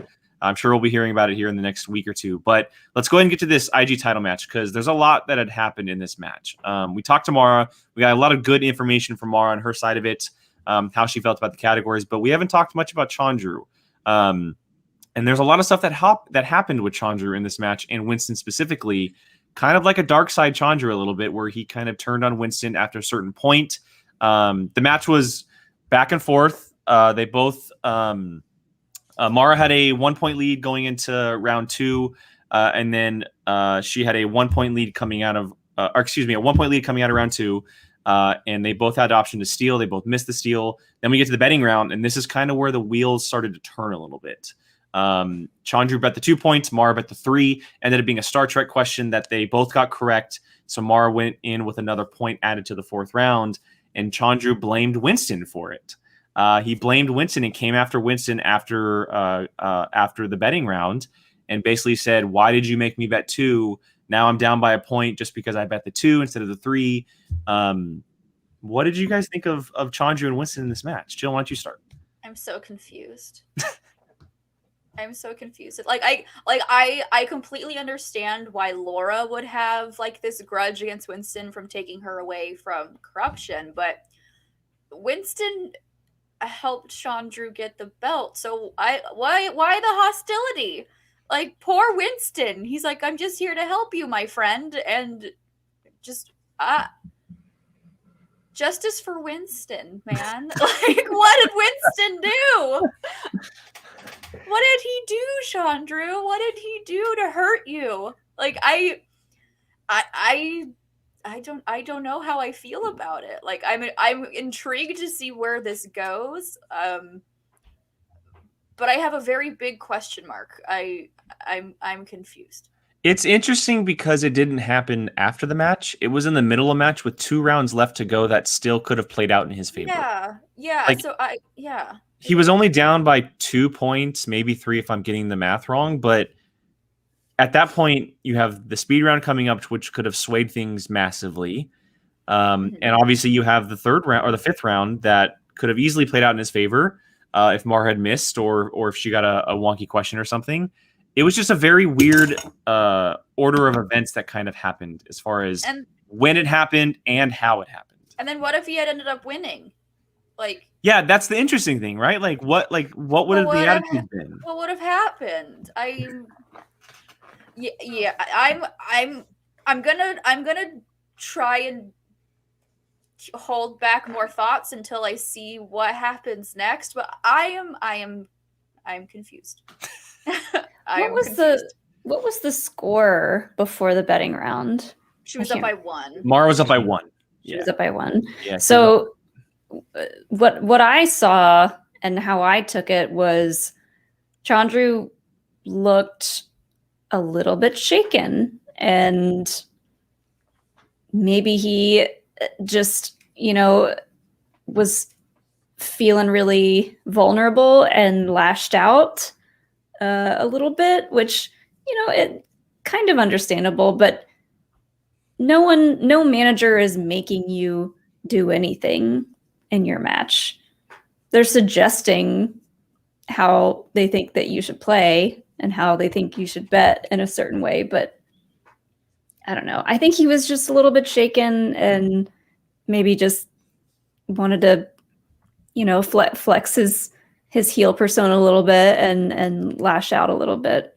And if I'm not mistaken, this actually started even before the betting round, because during the wheel spin, didn't he say, "Oh, I'm not going to listen to him anyway"? Yeah.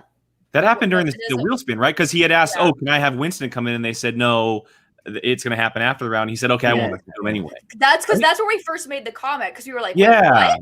Now I'm remembering it actually happened before the betting round. Then it transferred over to and then the betting round was like where everything kind of fell. And I think you're right. I think that he looked a little shaken, as far as maybe it had to do with all the new questions that were being added and the categories that were being shown, or maybe he was surprised at how well Mara was doing and how maybe his antics weren't affecting her at all. Mm-hmm. I mean, there's a lot of possibilities.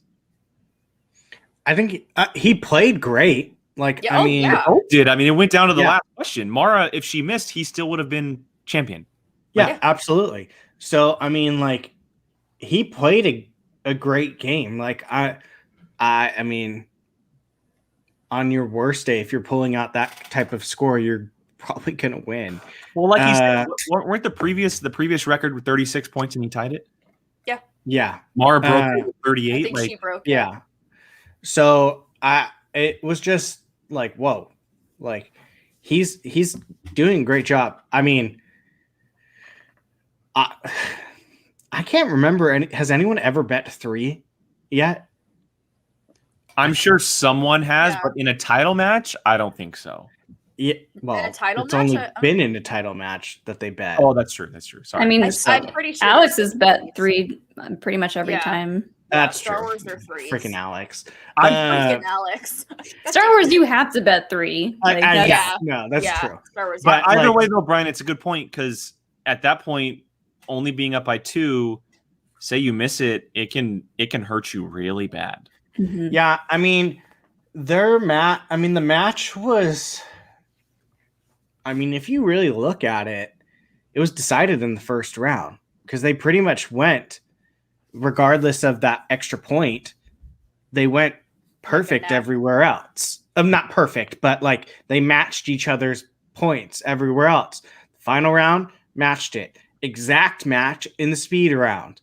1 point in the betting round, and I believe round 2 they both went perfect as well, or not.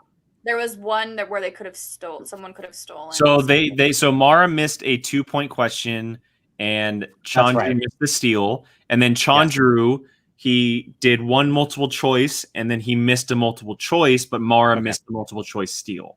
Okay, so second round could have decided it too. Yeah, but there was a little, like, that was the biggest round of like difference of the entire match. But I mean, for a 5-round match, the first 2 rounds deciding it is pretty wild, because that's early on. And like you said, he could have won it at the end. Like, he was never at any point out of the match. He put himself in a position to win. It was all up to Mara either winning or losing.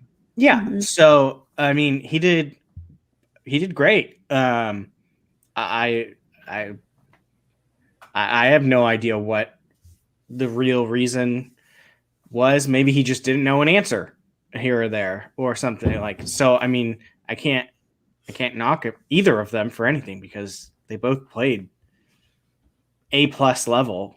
So I mean, had Chandru played anyone else, he would have kept the belt, most likely. Yeah, and yeah, I mean 36 points is absolutely ridiculous. Yeah. yeah, It's I mean- absolutely ridiculous of a number to play, and that's high level stuff, and it's very hard to find someone who could have possibly. I mean, there's the Kalinowskis, right? That probably could have gotten up there if he got the certain stuff that he had liked. Mhm. But we don't know how Mike would have done in the new categories that were all there. I mean, there's so much new stuff that's coming It's in. a lot. Like Chandru got graphic novels in the second round, which I don't think I've ever seen a competitor get in IG. Yeah, he spun away from Superman. Is that right? Yes, he I spun away from think so. Superman. Yeah, Which I was like, Whoa, that's like Yeah. not a lot of movies. Why would you Yeah, there's step like I away think from there's that? like 7 of them, maybe somewhere around that number, and it's in. Then you Superman in second round, and the final question of the match was in the category of Batman, which is the new slice that was added as well for Mara, which won the match. It's very interesting. Superman is definitely like, I mean, those movies have been in IG. Like, even regardless of the Superman category, like those movies have been in IG. They are not new to the league. And you would think that it being its own category now, that the questions would be, and this is for lack of a better term, more surface level because they haven't been asked as much. It's like they're all brand new questions. To a certain extent. I mean, it depends on how far they've gone into Superman at this point.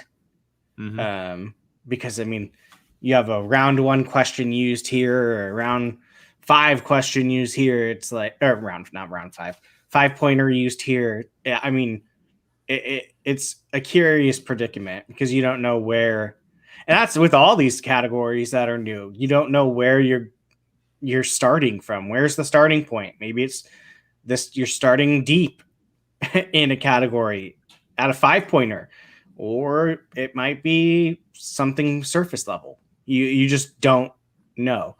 The only thing that I just didn't like was and it could have been character, which, if that's the case, whatever. Was saying like he wins the belt and then they make new categories to make him. It was because he was dominating so much. They made new categories to make it harder, which made because, correct me if I'm wrong, every league minus Star Wars, because Star Wars can't at this point, got new categories. Correct. Okay, so yeah. Correct. I mean, that feels like a heel move, I'm sure I it think. was. I mean, honestly, it Otherwise- feels like a cop out. To be honest, I mean, it feels like an excuse. Yeah. But, I mean, to be able to say that like, oh, they needed to add more categories to make it harder for I'm just me that personally. good, hair flip. That's a great heel thing to say. I don't think he actually thinks that. I don't think so either. That's what I think. And Jake, you want to pull up Kaiser? What Kaiser said. So I mean, All right. yeah. I only think of like the amount of movies in each slice. So that's because your division is very much catered to that. You literally have a set movies, and so you can't go past it. This is why I'm not an IG. Basically. Yes. And here's a good question too that Buck brought up. Does BVS and JL count as Superman? And Mr. Carter said it as well and said yes. Yeah. So it's anything that has Superman in it. It's anything that has Superman. It would also be considered in Batman too. Yeah, and it's just like an actor movie. Like Tom Hanks could be the 4th leading character in a movie, and it's still a Tom Hanks movie. You know, that's just kind of how it works. But yeah, it's going to be very interesting to see what happens. I think that obviously we don't know when Chandru's next match is now that he doesn't have the belt. He'll obviously play someone to maybe work his way up. He's at the top of the division still, but it's going to be interesting. Does anybody think that this might have major repercussions for him and Swag? Like, could there be a split? Could there be a situation that happens down the road where he's not a part of it anymore? Or was this just kind of just like a moment that happened? I think it's a moment. I would be surprised if he leaves Swag. I would be stunned. I think it's, unless you're Laura Kelly, how do you leave Swag? Yeah. I was gonna say, yeah, like Winston is already dealing with the story of Laura wanting to get back to corruption, and if Chandru jumped on that bandwagon and it was just like blaming Winston for stuff and like wanting to leave, then that sucks for Winston. Poor Winston. I hope that doesn't happen. I mean, I know a lot of people are talking about it with Winston, but he's dealing with a lot on his faction right now. Obviously, he's got Laura Kelly, the whole Chandru situation. We don't know what Ace is going to be like. That Ace was drafted 6th on the team. After Laura. Like, it's an interesting thing because Swag was arguably, outside of corruption, the most put together faction last year. They came in 2nd. They were right there at the very end. And now they kind of feel like they're the faction that is almost breaking apart. And it's only the first day of the season. War. Right? War. War. There's also war inside the factions. Yeah. Apparently. Oh no. It's Oh going to be no! very There's war everywhere. War is everywhere. it's I going to will- be good. Go ahead, Brian. I will say two things that just popped into my head for Molly's match. One, were you how much were you like, oh, should I spin away? Spin away is dangerous. Or were you just like, no, we're spinning away? That's my attitude with the wheel is always, with Star Wars, you have to know all of it either way. That's So if I don't get something that I'm the most confident in on my first spin, why not spin again? If I get Clone Wars, then fine. I've studied Clone Wars movie. Like, it's I'm not a coward. I wouldn't spin away from Clone Wars like Alex did. So Jesus Christ. Eric, where are you at? Eric, Nerd Chronic. Oh God.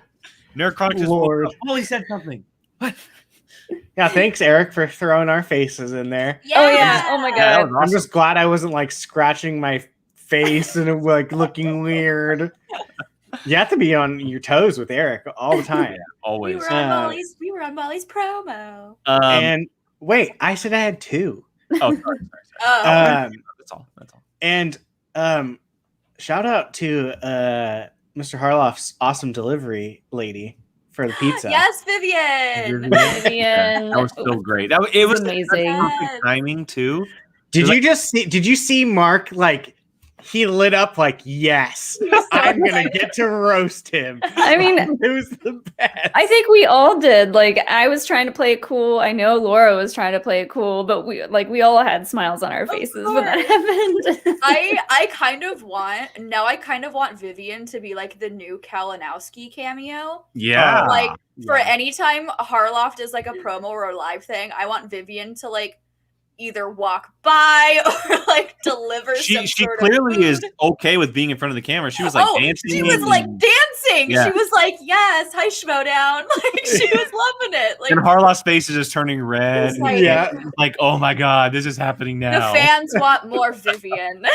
More Vivian with food delivery for Harloff every Yes. Friday night. Every Friday night. I mean, I think it says something to have her bless us with her presence that like she chose mine and Laura's match to make her appearance. I want to see Laura and Molly. Yes. Who wouldn't? So All right, so we do have one last Streamlabs before we get out of here. This is from Mr. Steinland Moose, and he says, "Molly, you played outstanding. If they have a Star Wars tournament, are you in?" oh, absolutely. Put me in tomorrow. Put me in, coach. Who you calling out? There's a Reefton sighting. Hold on, there's a Reefton sighting. He's awake. Good morning. He's awake. Something cool Guten Tag. Good morning. who am I calling out? Any of the Dragon Con people? I mean, I know they're rookies, so that might be picking low, but I would love to play any of the Dragon Con people, including Zach. I see you, Zach. I would We love see to you, see Zach. a Zach Molly We match. see you in the chat. God. I'd love to see a Zach Molly match. That'd be so fun. Also, if I got to play Thomas and beat Thomas, that would just feel really good because I have seen Thomas beat Alex at Dragon Con Trivia and had to console Alex, and being able to do that for him would feel pretty good. It's interesting. I know that Zach's match, whenever his match hasn't got announced yet, and neither has Thomas's. I wonder if those were waiting in the wing for possibly seeing how this match turned out. Maybe. Who knows? That could be interesting. Sean will mean, take care Brian of the Ward, other Brian one Ward for has a ya. team one. There you go. Molly versus Scrimshaw. Oh yes, I would love Sean's that. Sean's gonna take care of the other Dragon Con player for you. Don't you worry. Yeah, he is. Yeah, he is. I mean, there's so many choices for you now, Molly. So many. Seriously, like there's too many choices now. There's just too many choices. I mean, it would also be kind of sorry, PJ. It would also be kind of cool to just see like an all ladies, like not Iron Man, but like actually not. There's like what 6, 5? That might be too difficult. Marie, Nikki, Marie, Nikki, Laura, Lacey, Molly, Lacey. Lacey. There's 5. is the 5. I think that's 5. I think there's the 5 of them. I mean, Hey, Maybe I that's did, an exhibition I match did, in I the did ring. pretty okay in Laura and Molly's match. Just gonna see. Oh, Parker, you missed. Get in you there. missed the chaos, Parker. Oh my The god. Oh, first hour Parker, and it was 20 a minutes, dungeon. Parker. What did Kaiser call it? A dungeon hoedown? There was Yeah. a dungeon hoedown Yeah. happening I- It was here. great. I'm just so glad that Dan got to do his Watto voice and premiere that Parker, you here. missed the Watto voice. You Yeah. missed Watto. He's Jake, heard it, but like please now keep that it's out. now Please it's keep it public. out. There you go. Okay, I'm not kidding. If I had my eyes closed and you played It's insane. It's the like, I'm flipping they that both out for read the sure. same line from the movie and him, I wouldn't know the difference. It was literally. I think what I'm going to try to do is I'm going to get a clip of Watto and put Dan's voice over the Oh, clip and see what happens. You gotta put a flannel shirt on Watto somehow, though. A flannel And a shirt Florida and a State hat. Hat on it. Yeah. Oh, 100%. that was good. That was Yeah. amazing. All right. Well, I think that wraps up everything we got to talk about. Talked about the matches. We got some great guests on tonight. If you missed the beginning of the show, we started out with Mara Konopik, and she was with us for the first 90 minutes of the show. And then she was later joined by Kaiser popped in, as well as Dan stopped by for a little while. So you guys can definitely check that out at the beginning of the show if you missed it. To be fair, Dan was a surprise for us too. So Yes, Yes. he was. you're welcome. And so, Brian, you're welcome. You're welcome, world. you can also find the show everywhere on audio podcast, we're everywhere, Apple, Spotify, all that good stuff. And if you guys are interested, this week we have our watch along, our monthly watch along with our patrons. And we're doing Always Be My Maybe, the Netflix movie. No. Yes, we are. Fever Pitch one. No, it didn't. No. No, it didn't. Oh. I'm sorry. I forgot the joke. Brian. Tried so I'm hard. sorry. I forgot the I joke. know. And they told me to do it, but I forgot in the moment. I'm sorry. So Um, hard. We're going to be watching Always Be My Maybe, the Netflix original. And that'll be on Thursday this week. So if you're interested, for $2 a month, you can join us once a month and hang out with us and do a movie watch along. If you want to be on screen with us, it's $20 a month. You get a lot more with that as well. It was a reaction. party. Our last uh, Patreon hangout was a party, man. You get It you get really access is. to being involved with this show as a patron as well. Check it out, guys. Check out the tiers and everything you're interested in. And it's going to be a good time this week. Obviously, Shocker, I have not seen that movie. Always Be My Maybe? No. It's Really? so good. It was my pick, and it won. Yay! It murdered the poll. It murdered It did. them. There you go. Chuck has chimed in. Hey, last time I checked, it got 2 votes. I'll take that. I'll take those 2. But yeah, so before we get out of here, why don't we go around the table real quick? Molly, where can everybody find you online? I am at Molly Damon on Twitter and also on Twitch. Maybe I'll show back up on Twitch now that I am not Yay! studying every night. Yeah, Bring back your Animal Crossing stream. Collecting the dust and cobwebs from the Animal Crossing. yeah. I Yeah, definitely you're gonna want have a lot to start. of cockroaches to kill in your house. She's like, never mind. I don't want to play Animal Crossing anymore. I don't want to. Okay, but yes, I will hopefully be back on Twitch very, very soon. I've got some good plans for Twitch things, not just Animal Crossing. Oh. Yeah. But and then me and Alex are over at Star Wars Explained, talking about Star Wars all the time, building Legos And that kind of thing. WandaVision. And WandaVision. And WandaVision. They stole our shtick. I'm gonna wait for instead of explain it to me WandaVision, I'm gonna have you two explaining Star Wars to Kaiser. Oh my god, that would be incredible. Oh I don't- Oh, my God. I don't want to explain Star Wars to Kaiser. I think the way he thinks about Star Wars is just perfect, and I So would can- listen to can you him. explain it Arloff- to me, but Arloff, if Kaiser you're- explaining Star Wars to you guys. Yes. Oh my yes. Like- God! Please. Arloff, if you are listening to this, Please. if you are still watching this, please in some form do an exhibition or a joke match or something. Yes. And get Yes. Kaiser on the desk, please. Not as the one reading the questions, but the person who is always commenting on stuff. The banter. And they are just there to talk. It would Oh, be see now, incredible. I was gonna say have just people who don't know too much about Star Wars compete in a very low level exhibition I'll do match. I would love to I'll have do a it. Chief Kaiser announced Star Wars exhibition match. Hmm. Oh God. That'd be amazing. Yes, please. Sign me up. I will say one more thing about the explain it to me. So we've been doing WandaVision, but I think Alex is going to do a special episode, and I'll probably be there too. One of our friends we found out knows a ton about Mortal Kombat lore, and because the new movie is coming out, we know nothing about the official lore of Mortal Kombat. So we are going to have a special. That's going to be like a 5-hour. Oh my god, I love Mortal Kombat lore. I love Okay. Mortal Kombat lore. I'm gonna watch. I need to be a part of that so someone can also explain it to me, because everyone, like all of our friends from Apocalypse, they're like, oh, no, and I'm like, Get over here.